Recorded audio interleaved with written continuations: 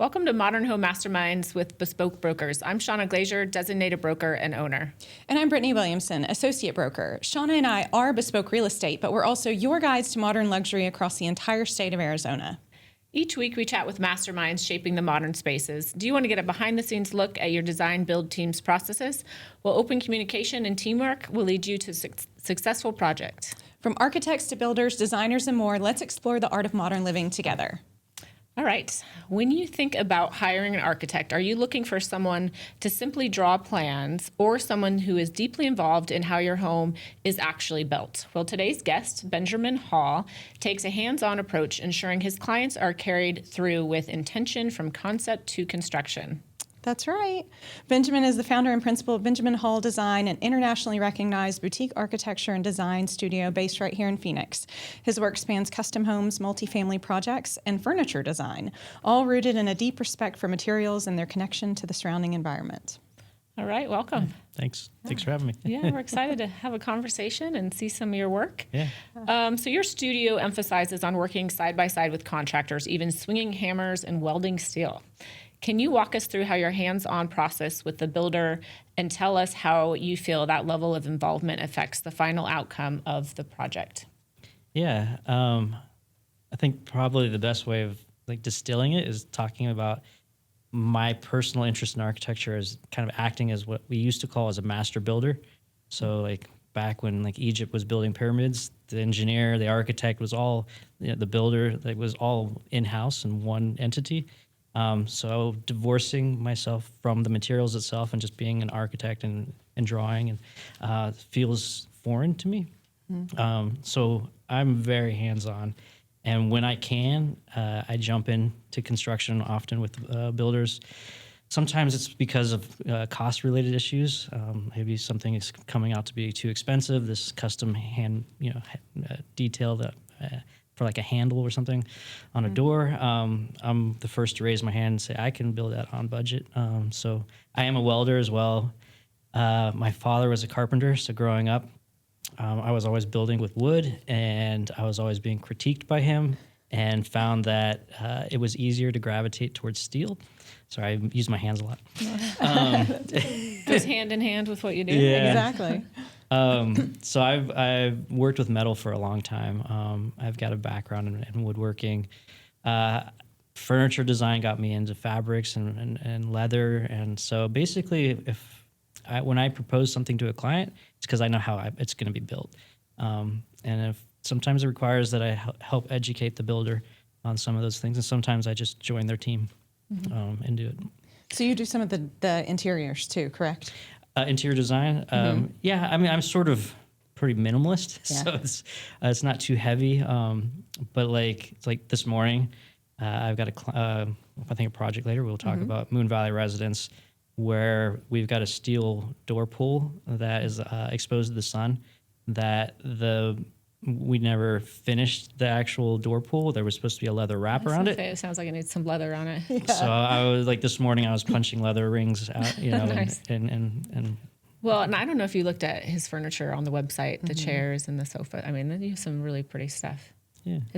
Can clients order that on your website? Yeah, I mean, it's not so much like a click order button. Right. It's more like communicate with me and I'll make it for you. Yeah. Custom pieces. They're custom. I tried getting into the furniture industry at one period, and where I would preemptively make things and sort of have an inventory. And I found that I'm not the right kind of person for that industry. It's all about sales, and I'm just more of a maker. Yeah. So I stopped basically building an inventory of stuff. But it is interesting that you guys are talking about the furniture thing. There are a few pieces that were I used to sell on Etsy back in the early days. And there are pieces that are floating right now. There's one in Chicago and in New York that I see friends will say, hey, it's in a gallery, or it's this just went through the sale, and they look at the bottom of it, and I have a stamp that I used to use. So I'm in tracking on Instagram where some of my pieces are. That's great.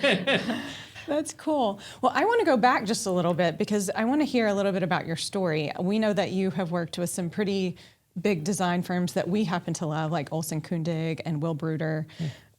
Tell us what your story is and what some of the lessons are that you've carried on from those people. I mean, it's a long story, but I've had some really amazing mentors, and Tom and Will are obviously, at the top. But I think it really started, and I went to U of A. I'm a Wildcat down in Tucson.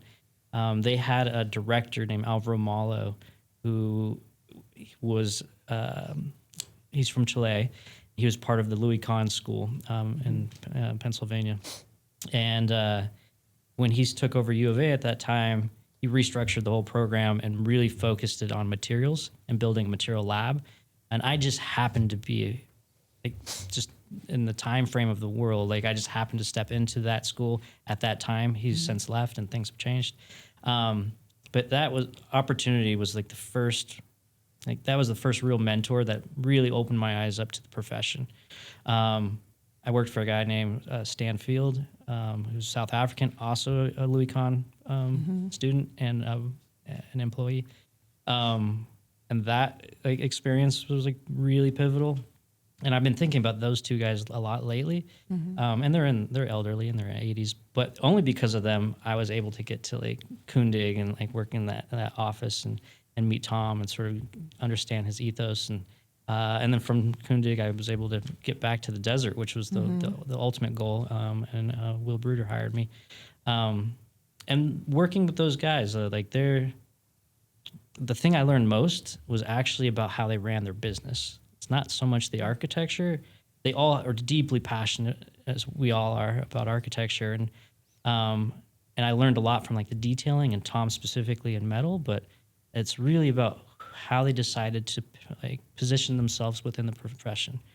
I take away from Tom and Will basically a similar story, is that they are so embedded that they've decided to shelve a lot of the other things about life that some of us don't want to give up, like maybe having children or dogs or like just other components of life. Like those were things that they were willing to sacrifice to be at the top. That's interesting. That's what I took. So. And a little side note is Olson Kundig is having, is it their first project that they're doing in Arizona now, the Summit building? So Kristen Murray is one of the partners, and she's leading that one here. Yeah, we actually went to a talk. We saw her talk at the Summit, but I think that is their first project here in Arizona, right? It is, yeah. I'm glad that people are going to be exposed to that. Well, you mentioned to us in our call with you before the show, kind of how you got back into architecture. Yeah. So I know we have some photos of some of your projects, some of your past projects. Yeah. If you want to kind of give us that backstory. So working for Will was a great opportunity, and I moved from.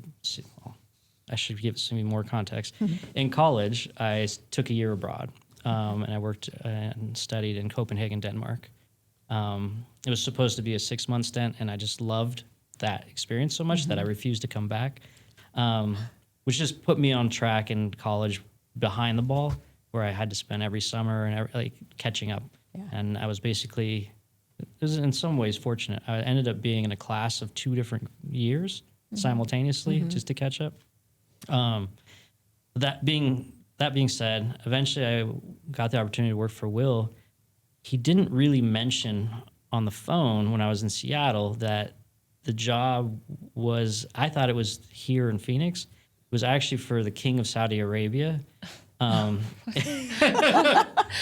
it was surprise. Yeah, he forgot to mention that. I didn't have to move there or do that, but I moved here working on a project remotely for years. This is a huge project. It was called KAFD, King Abdullah Financial District. The concept was to build the Middle Eastern Wall Street, and they had hired like 50 of the world's most famous architects, like Zaha Hadid and Richard Rogers, the cream of the crop. Wow. And Will Bruder was like the small guy in this huge list. That being said, I got burnt out in the process.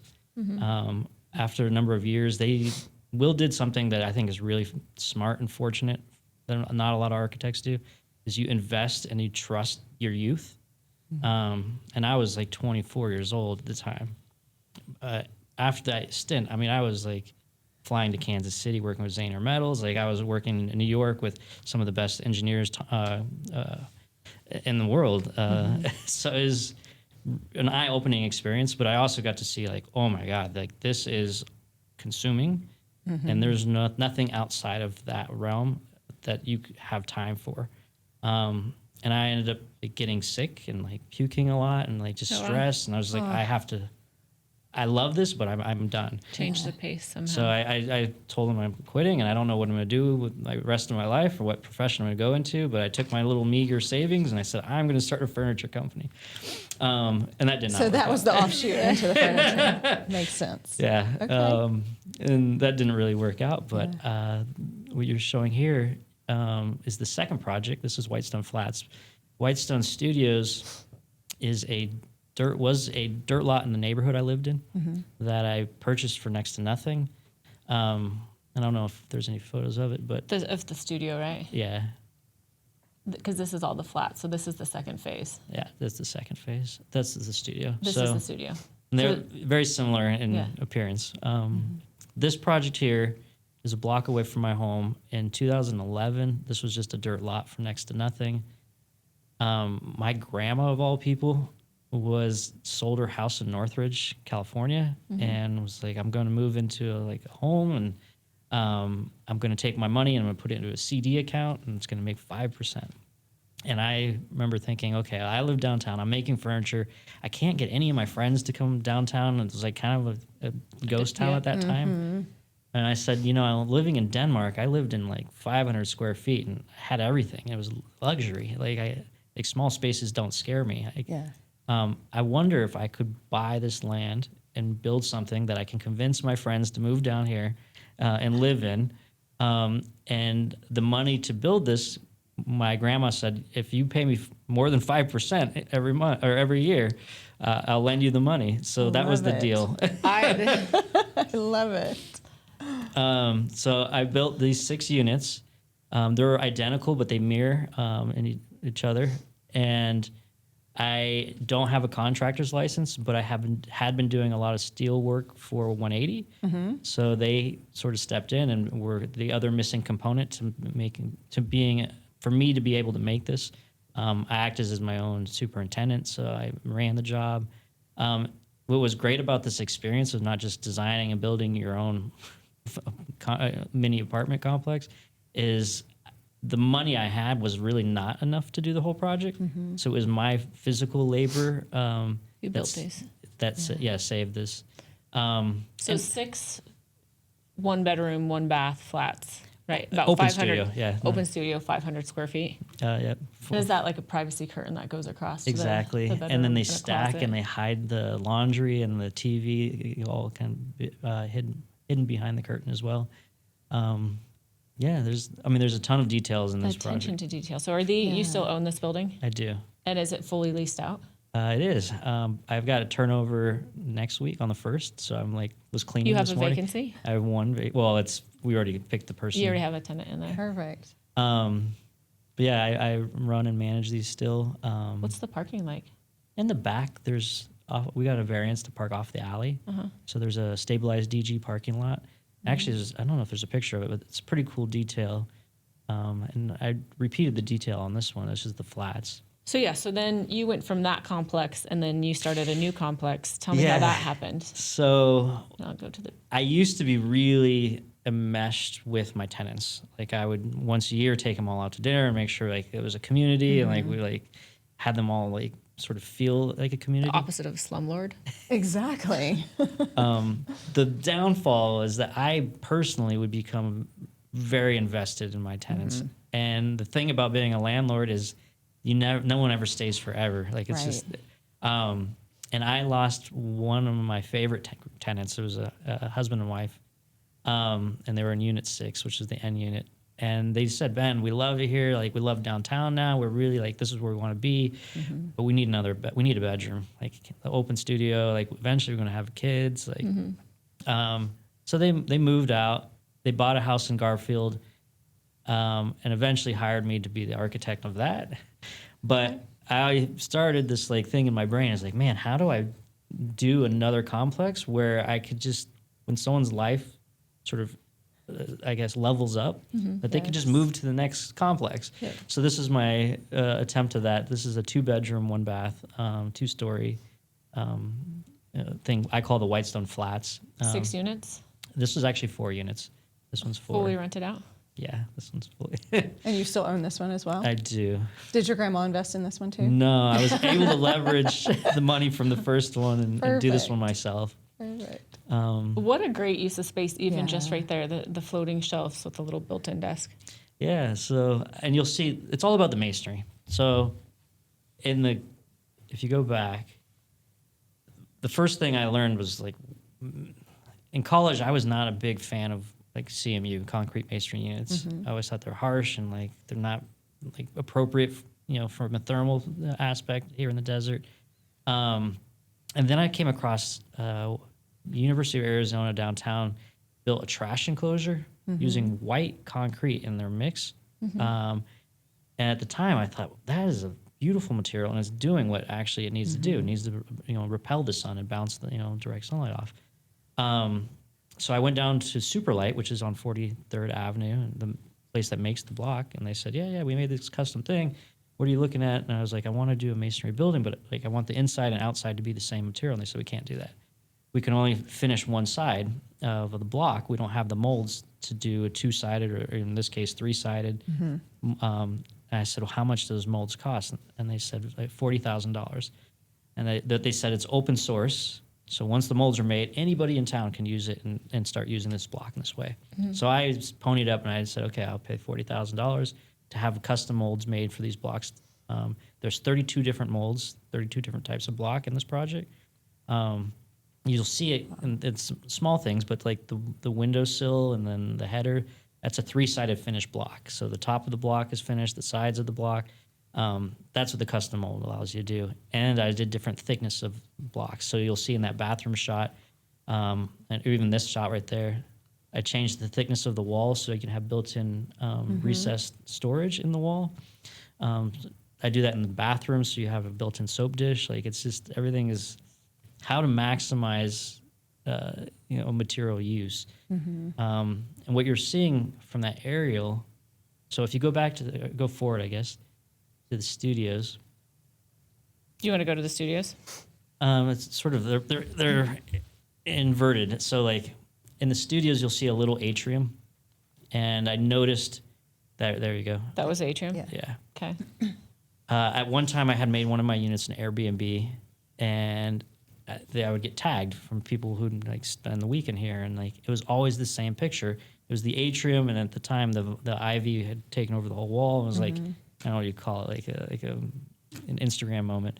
But then I started realizing, man, like the opportunity of the atrium is that it's providing natural daylight all day. My electric bills are super low because of it. It's protected, so it's not getting direct sunlight. The glass wall to the right in that image is a floor-to-ceiling bathtub, so you're like in showering and bathing in the space. Like maybe the next building should really maximize this experience. So we'll now go backwards To the to flats? the front, to the flats. So the second project, it's literally I stretched the atrium. There you go. That was a great picture. Okay. From wall to wall, That's full along height. each So end. you're Okay. living in an atrium. That's cool. And every room is a glass wall looking into it, so there's no room without natural daylight, Wow. including the bathroom. But you're in downtown, so you're protected. You have you don't have to worry about privacy and neighbors anymore. So it's what you're seeing. Would you there. say this block is like your signature? It wasn't intended to be, but But it was also inspired by a trash enclosure. yeah. So the place people can get inspiration. It's beautiful. It Like, is. It is. It really is. And the block has gone through evolutions. Now that the mold has been made, so in this specific project, the aggregate, there's like it's called seashell. Like you can see the black dots. That's an exposed aggregate, and you can kind of see the sheen on this. So it's actually been finished twice, and with a sealer that's all pre-done before it comes to the site. And the second project, I didn't quite have the funds to do the same thing exactly the same way.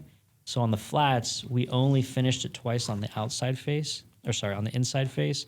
On the outside faces, just finished once, and they didn't have the seashell aggregate anymore. So we used a different aggregate. So the block evolved in the second one, Yeah. and then in the end, you're going to see a project called Moon Valley, which is another iteration of the block. Well, I think we have your hideaway on Palm that we wanted to look at. And this one, yeah. So again, this one's a little bit different. This is like a bushed hammered block. This is a very textured block. Is the opposite. It's not about being smooth and like reflective. Is this a single home? So this is a very bizarre story. The success of the two other projects, I got thrown into the developer world a little bit because everyone who was interested in my work, they were not architect fans. They were developers wondering how the heck was I getting $3.50 a square foot in rent. And I've got an uncle down in Tucson who's a developer at Hulualoa, and he showed me his pro forma, and this was like mind opening. I was like, oh my God, there's a formula to all this. And the use of pro forma is maximizing profit, but you could use it for something else. I learned, which is how to support good architecture. Like, how do you make the argument for spending more upfront for savings down the road? So in this like realm of multifamily and pro forma, a guy who lives in the world of pro formas for healthcare, for United Healthcare, saw that I'm sort of juggling this, and he had bought a piece of land here in Phoenix during the pandemic because he was in New York, but grew up here and thought like everyone's mass exodus out of New York. He's gonna move back here. The land came with a suburban home in downtown Phoenix that was underutilized because the lot was like twice this normal size and there was nothing built in the back. He said, can I do a rental property in the back? There was no alley access or anything. I said, I think you can. Like the zoning is only R3, but because the lot is so big, we could fit and legally by right do 4 units in the back. And that's what we were seeing here. So this is a 4-unit rental in the back of a stick and stucco suburban home with goodness. a shared driveway. So like you cannot see this project unless you're on Google aerials. Like this is totally hidden from. It's hidden behind the house. Totally Is hidden behind this, the house. that looks like one of your chairs right there. That's the skin and bones. Yeah, I saw that. But yeah, so this project again is masonry, but this one is not the same masonry as I was using before. This one's much more affordable, but with it becomes less about the craft and more about the texture. So we're really using it to sort of like, and you can see it when light hits it, it's like very texturized. Yeah. The shape of this floor plan is a T. So there's a bedroom, a living kitchen, and then it bridges off to be a hallway to a bathroom. But I'm always looking for more than one use and out of everything. So if you go back one, maybe go back again. Keep going. Right there. This is that hallway to the bathroom. I really converted it into also an office space. Yeah. So like, Smart. and this was during the pandemic, so I thought everyone would be working from home. So just widen the hallway, built-in bookcase on one side that hides all the utility runs behind it, and then you've got a window into your courtyard from the office space, and on the bedroom side, you got basically a private backyard. Yeah. So you got 2 outdoor spaces per unit. It's very Frank Lloyd Wright. I know it's minimal. It's minimalistic, but it's so well thought out Yeah. and Yeah. planned. You can actually like use the spaces. I mean, so go back to that picture. I could talk forever, and I'm sorry. I've always hated the when 2 materials meet, specifically drywall ceilings and a block that's never perfect. You always have this like rough edge to finish, and it's always kind of messy. So you have it floating in the drywall. So I developed this detail where I use angle iron at the edge that it dies into, but the angle iron has a second duty, which acts as an art hanger. So I'm very specific, like in my own leases, like no hanging art, no drilling into the walls. You have to use this detail, and you can see it in this picture how the art is hung. Yeah, Very intentional. yeah, everything is And then you don't have to go and clean up the mess. exactly. There's a good angle to That's that T. that's the image I Yeah. was. Yeah, That's the T. So this next one is homebrew. your own house, yeah. I thought this is right? where we were gonna start actually. This is my house, and I'm a big advocate for anybody who's in the design world. Like, interior, graphic, whatever, like use your home or the place you live as an experimental ground. Even before I had a home, I used to do this in my apartments, like just renting. I would always make stuff in the space and always like try to improve the space. And in apartments, like I was always trying to not be too heavy-handed where I'd have damage like that I'd have to repair. But eventually I bought a home, and this is me. I call it home brew because I'm always brewing different ideas. And it's never going to be done because life is never done. So everything's changing. So the images you see here are taken quite a while ago. But yeah, the front of the home is a 1911 red brick bungalow that was only 500 square feet. So it was tiny, and it was like built in like in 1911, so before we were a state. So I got married and realized quickly I needed more space, or we needed more space. So I built an addition, and this is a metal box that projects out the back. That is just in this picture. It's not as indicative, but that's just cold rolled steel or hot rolled steel. So now it is patinaed the way I intended, and it's the exact same color as the red brick. But yeah, this is my modern solution. So, and now you have a 3-month-old and what do you have? A 2-year-old. A 2-year-old and a. Just a 2-year-old and a dog. We used to have 2 dogs. So it's still enough space? We can use a little more. So I love the mix of the old with the new. I think it's very cool. And there's the brick in the back you can see. Yeah. What you're seeing down on the bottom left is I used to have a yellow lab that would have to go to the bathroom every night. I was tired of and I don't like doggy doors in the traditional sense. Yes. So my egress window or door is actually a doggy door on the bottom left is what you're seeing. And that in bed, I can just open it with my foot. And I saw this on your website, and I don't know if I've ever seen a use like that No, before. me neither. It's so smart. So smart. But yeah, the living room. What a great space. It looks so comfortable. Steel shelving. Yep, steel shelving. There it is. This actually- is the photo I saw. That's your old house. That's the custom doggy door. And if you go back one, I think It's so much better than a traditional doggy door. yeah, and it's just, to be honest, it's just a standard. So I'm having you jumping around. I'm sorry. Go where? There's Arcadia doors I used. So the thing about Arcadia doors is the vertical rails of aluminum can be cut at any height, so you can, Yeah. So I just said, can you make one really short? And it's an Arcadia door as a doggy door. That is funny. What you're seeing in that art piece, I think ties to a recent group of people that you just interviewed. They at the time were called Astoricos. Now it's the Guild. Oh, yeah. So yeah, The Guild did that. Is it like 3D or what is yeah. So they CNC they mapped an image of ink falling through water, and they extrapolated it in 3D, and then they CNC'd it into wood, and then they were gonna put I don't remember, a white sheen poly, they had an art piece they made for themselves, but they realized, this is going to be too expensive, so they were throwing it away, and I happened to be in their office at the time, just saying hi, and I was like, you guys can't throw that away. Yeah. And it had curled up it's MDF, and it had been exposed to the wet weather, and it was not sitting flat. And they said, Ben, you can have it, you can fix it. So I built a metal frame behind it and stretched it back, and What a great hung it reuse. yeah. So I've known those guys for a long time. That's what art should be. Exactly. I love it. Exactly.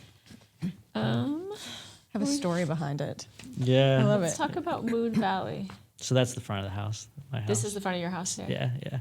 So you would have no idea that there's Homebrew. this modern addition at the back. No. Do you use it as a showroom? Like if you have new clients, do you have them come see? Not initially. It's not in I am still experimenting all the time. And so if you expect to see a finished product, And you're it's living in not- it? But I do use it specifically once I've onboarded a client and I'm trying to convince them. Most of my work is about it's pragmatism. Often we get in a conversation about is the ceiling, should it be 9 foot or 10 foot? And I'm always advocate, if you have a budget, just keep it at 8 foot. That's the standardized sheet of drywall, 4x8s. If you want to go taller, you're going to have a lot of waste, and you're I get that you want this experience or this feeling of grandness. I usually will say, come over to my house. I've got 8 foot ceilings. You come in, like there is no way you would think this is an 8-foot ceiling. Yeah. And it's because it's in the detailing of hiding the frames of all the doors and windows and like not having door headers exposed, like bury it in the ceiling construction. Like once you do the detailing of everything else, like you can Give the illusion that you it get is the illusion taller. that it's and yet you didn't It's the spend same more. at Sands North, like the Yeah. door frames. I was going to say, I was talking to Shauna yesterday after we got off the phone with you, and your work reminds me a lot of some of the albedo stuff that's out here. That's cool. Yeah. So like a nice compliment. It's like modern architecture without like the ego of what's out there right Yes. now, right? It Yeah. feels very contained and simple and welcoming. And it isn't this giant overstated buildings. At least what we've seen so far. I haven't seen what's coming next, but I personally like on the boards. if you look at my properties, the Whitestone Studios and flats, like the studios is a great representation of my personality. Is incognito. Like everyone drives past it and never notices it because it's hidden behind landscape. The flats gave me a little bit of like concern because it's on the corner and people can see it. But in general, my work, like I want it to disappear. Like and I very much love landscaping, and that is a tool to help that. But yeah, I'm not trying to be flashy or anything. Yeah. So this is Moon Valley, one of your more recent projects. Yeah, we just finished this one. This was a fantastic like client in the sense that it's one thing to do work for custom residential. What kind of gets me inspired is like their story. And this one, when they called, they basically said, "Hey, my wife and I were retiring. We have this very large 3,000 square foot home. We've raised 2 kids in it. They've left. The father is like, I may have made a mistake, but I promised my daughter that she could have the home if she would live here back in Arizona someday." So she was in DC, got married, had a kid, had a dog. She said, "Dad, I want the home. I'm ready to come back." And he basically called and said, "We don't know where to go." But we have My a daughter lot. is kicking us out. We have a lot big enough. Can we do an ADU for ourselves? And at the time, On the same property. on the same property. At the time, ADU policies hadn't gone through. I said, you can't really, like the zoning won't let you, but if you call it an addition and provide all the amenities that an ADU would have, minus a cooktop. I was going to say, I was just like, went to this photo to look for the Yeah. cooktop. You have one here. We have, because ADU policy changed, Changed. Now you can in have the it. middle of this Okay. process. So that's what you're seeing is the one door that connects to the old house. And then you can see the like stucco wall. That's the original stucco wall from the old house. I was Now, wondering why you would put stucco there. That's the old house. that's huh? the old house. So we brought it in, and this is the new piece that's This is beautiful. checks off. Yeah, so they have a very simple life. You can kind of see the mountain through the Through windows. there, yeah. So they have a look. This is in Moon Valley, which is like a part of Phoenix I was not familiar with until I took on this project. That's Lookout Mountain. So you could see it from their property. And I noticed it when we were walking the area of their property that didn't have the home. And the wife and husband said, "Oh my God, we never noticed that we could see Lookout Mountain from here." Oh, that's Oh my great. You framed it goodness. for them. So that was really like this. Each of these boxes are like a pinwheel looking at Lookout Mountain. So when you're sitting or when you're standing at the kitchen sink washing dishes, like that's your view. When you're, yeah. We also were not too familiar with Moon Valley, but No, the we past are. couple of months we've closed, what, $5 million in Moon Valley? Yeah, A couple we really high have end. It looks spent a lot of time in Moon Valley recently. It's gorgeous over there. It's surprising. It's kind of like I personally have been interested in like maybe moving to Moon Valley. Yeah. Driving through this neighborhood, like specifically, like it reminds me of my grandma's neighborhood in Northridge. And I was like, wow, like maybe it's the nostalgia. It also feels really safe. And there's kids like playing. And When the people that live there love it. yeah, We helped sell a house from some people that had lived there for a long time. We also helped some of our clients buy a home over there, Yeah. and they absolutely love it. And you're close to the PVPHX mall that Red Development was doing, Yeah. the old Paradise Valley Mall. So there's Yeah. some good like shopping and dining around there. All right, let's move on a little bit. New question. sorry. In your mind, what truly sets Benjamin Hall Design apart from other architecture firms? I don't know that. It's not like a goal of mine to set myself apart from other firms. But I think what kind of touching on the first question, my willingness to like be a part of the construction. It's something I think a lot of contractors are kind of caught off guard initially. Like, whoa, this is new. And I think that sort of that is a service or that I provide that's a little bit different. In addition, like my obsessiveness with pro formas, like let's look at this thing from a different perspective than that we're not usually trained in architecture school from. So how do you design specifically for the desert? I know we talked about some of these atriums and things like that. What do you take in consideration when you're designing for the desert climate? I mean, it's always in any climate is like, what are the impacts? Like I think of architecture as like putty, and that you have outside forces, and those are the things that's your climate. So like, where's the sun? Where's the neighbor have a giant tree? What is the sound? Like you're taking all these forces from the outside, and it's pushing that putty. And then you're asking your clients, like, how do you live? Like, what is your routine in the morning? And then that's like internal forces pushing out. And then when those two find an equilibrium, that's the building. Yeah. So that's the environment is like specifically for the desert. Like you're looking at, I mean, we can talk. There's a really good architect named Glenn Murcutt in Australia. He's the expert on like how to be environmentally responsive. But you're looking at site orientation, you're looking at shade strategies, you're looking at material. In my case, I'm using thermal mass. So these like block buildings, they're foam filled as we build each layer up. So it's kind of like building a Yeti, like it's a cooler. But if you're not cooling the space inside, the heat will transfer through that block and retain itself. And it takes usually about 8 hours for it to dissipate. So like what Rick Joy is doing with rammed earth is the similar strategy. 1 foot thick of ram earth has an 8-hour lag time. So historically, we would use the night cool to suck the heat out and replace it with cool. So then during the daytime, you're feeling the coolness from the night before that heat transfer. But another strategy is like with my home, I've got metal siding, which sounds crazy. Like, why would you do that in the desert? But it's actually really smart. The idea is that you take the siding and you offset it from that building envelope by an inch and a half sometimes, and you use the sun to superheat that surface, which causes the air behind it. You've got this air gap. Air, it's like a chimney effect. So it shoots up, and now you're circulating air from below. So you're actually creating convection before you get to the building envelope. So the building's not retaining heat. It's not even absorbing. So that's like, you're looking, the materials are The metal super siding important. isn't actually attached to the house. Exactly. Yeah. There's like a facade on there. Interesting. Yeah, that's really It's interesting. called a rain screen. A rain screen? Yeah. Learn Learning something new every day. That's why I love this show. Yeah. All right, we have time just to look at a couple of your future projects too. Like, what do you have on the board? Let's see.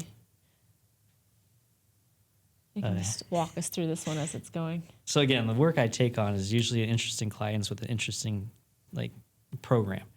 This is a building on Osborne downtown. That's a commercial building just north of the Phoenix Country Club. That he inherited this business from his dad, who was like the fire chief for Phoenix back in like 40s. And he started a school for continuing education for fire chiefs.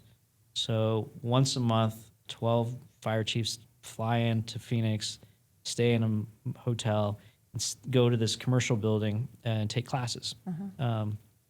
They have nowhere during the day to hang out. There's nowhere to go for lunch breaks. So the owner of this business and this building said, I need some sort of shade structure. Like I can create a secondary environment for my school. And that's what we're doing. We're basically converting. They've got the skeletons of an old carports that we're reusing the steel, and we're making now a shade pavilion for this fire school. What a great idea. Yeah, I love the reuse Yeah. that you do. It's smart. Usually there's a budget, Yeah. so it's like, okay, like course. let's see what we can reuse and Yeah. Let's see which one this one is. But it's also a really big thing now, too. You know, it's this idea of sustainability of why create something new when we have something that we could use. And Wendell Burnett says it the best, I think. It's like true sustainability is you have to build something people will want to fight to keep. Yes. Because if you build something that like sustainable and then it gets demoed in 5-10 years, What's the point? Yeah, what was like that was actually not a cost savings. That was Right. not a carbon neutral thing. Yeah. So the Moon Valley residence is the white boxes to the left. The children who inherited this Yeah. home have now hired me to I was going to ask. to redo the inside of this home. Well, yeah, because they saw their parents and they were like, we want to live in here. So we broke ground yesterday in congrats. demo. So this is the future of the other half of this site. How fun. So it will be much more cohesive Yeah, once a you little get bit. done with it. Yeah. But it's really fun. They have a child named Ezra. So it's really fun not only to like see how the use of the space will mirror what I'm experiencing right now. Their child's also 4. But also to see 3 generations of family in one home, essentially. Yeah. Like that one shared door I showed you earlier is where Ezra knocks every morning and asking for Dada's Grandma and cereal. Grandpa. And he eats cereal on Grandpa's side. Sorry. And then comes, it's really That's kind of, adorable. it's really cool to see, Yeah. like, The families together like that. yeah, all one living property. in one. That's Oh, great. they must be excited. So where are they going to stay while you do this remodel? They've now moved to the other half, Oh. partially, and then there's we're redoing the floors, which like is everything. So they're doing a staycation. I can't remember at which hotel. Nice. Okay. But yeah, that you fly through. This is what we just demoed as of yesterday. The original house. The original. Oh, goodness. It's going to be very different. Yeah. All right. What do we have here? This is a project that's on the board that I think is going to work out. Phoenix Country Club is doing a giant build of their course. And historically, they've had these little, almost like truck stop bathrooms. Their facilities department said, we want to redo one of these bathrooms that faces a new part of their course for short game strategy. Anyhow, one of the guys on the facility board is an architect that worked for Jack Barlow, and is like, hey, I think we should engage with somebody and do something a little bit more special than just like a bathroom that, like there's no air conditioning, nothing. They made internally their own rendering, and they used these panels that we're seeing around town that 180 actually owns. Yeah. Yes. Is that what these are? We've talked about those panels before. I'm like, I've seen those. Yeah. And when These they are great. when they reached out to me and I saw their image of one panel used horizontally, I said, no, we could do the whole project. And I've got a relationship with 180. I think like we can make this Yeah. something special. So Yeah. that's what's going on right now. Oh, congrats on all this. Yes. This is great. I'm looking forward to seeing some of it in person. We like to end the show with a little rapid fire. 'Kay. So are you ready? Fire. All right. Sunrise or sunset? Sunrise. Sunrise? Most underrated neighborhood in Phoenix. Oof. FQ Story. I love that neighborhood Where's that? FQ story? downtown. Yeah, so it's on the other side of Roosevelt, between 7th Avenue and 15th Avenue. Okay. Huh. What's your favorite thing about living in the valley? How, like, I used to tell myself I would never move here because it's just it felt like LA. And then when I moved here, I realized quite quickly, oh my God, there's like a lot of these little pockets of joy. They're all hidden behind, and you have to find it. And what makes this city more like a treasure hunt. I think that's the part I like the most. Treasure hunt. I love that. One word your clients would use to describe you. I don't know. Pragmatic, I guess. I hope. I don't know. That's the goal. What about a project moment that made you think, this is why I do it? No, this happens a lot.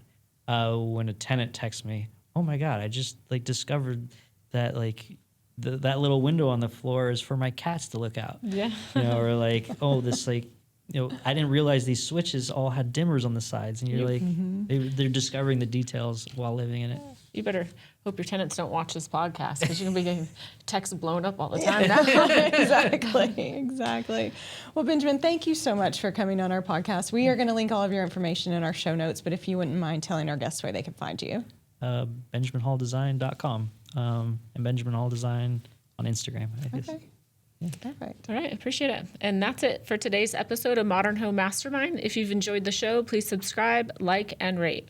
Thanks to our guest for sharing his insights and to you for learning about everything modern with us. If you're ready to take the next step in your real estate journey, please reach out to us at beSpoke Real Estate. Until next time, keep living, loving everything modern.